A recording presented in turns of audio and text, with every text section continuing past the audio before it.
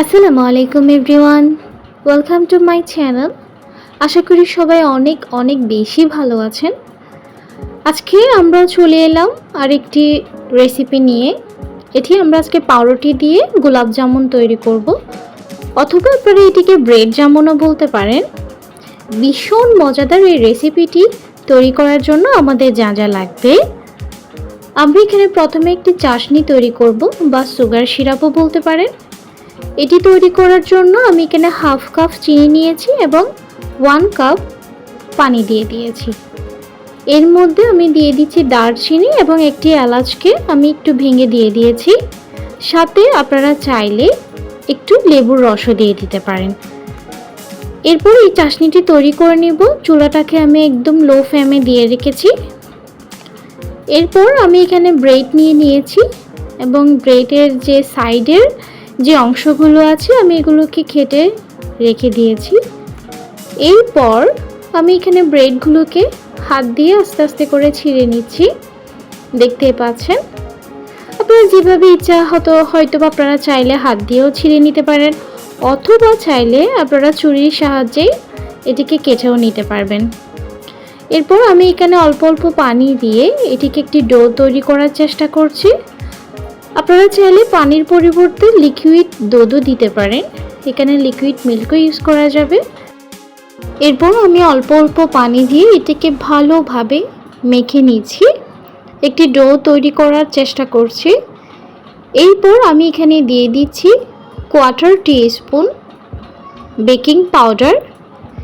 এরপর আপনারা চাইলে এই সিচুয়েশনে আপনারা এলাচির গুঁড়ো ব্যবহার করতে পারবেন স্মেলের জন্য, তবে আমি আপাতত এটি স্কিপ করছি।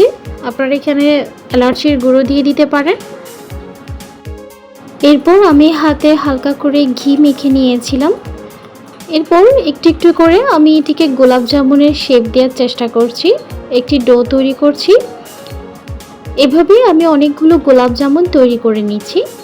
দেখতে পাচ্ছেন আমি কিভাবে তৈরি করছি।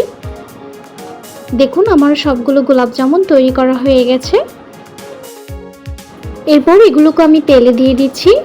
তেলটাকে আমি মিডিয়াম টু হাই ফ্লেমে রেখেছি এবং আমি সবগুলোকে যখন তেলে দেওয়ার পর প্রথমে একদম কিছুতেই নাড়বেন না, এরপর হালকা করে আমি চামচ দিয়ে নেড়ে দিচ্ছি।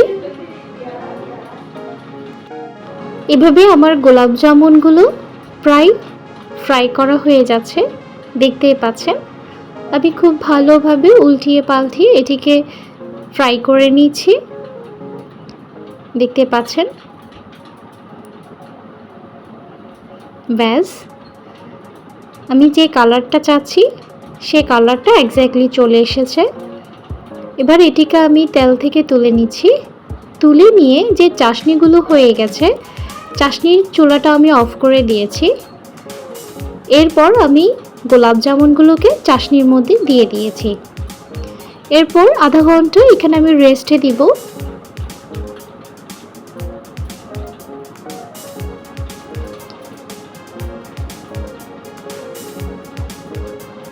দেখুন কত সহজে গোলাপ জামুনটি তৈরি হয়ে গেল।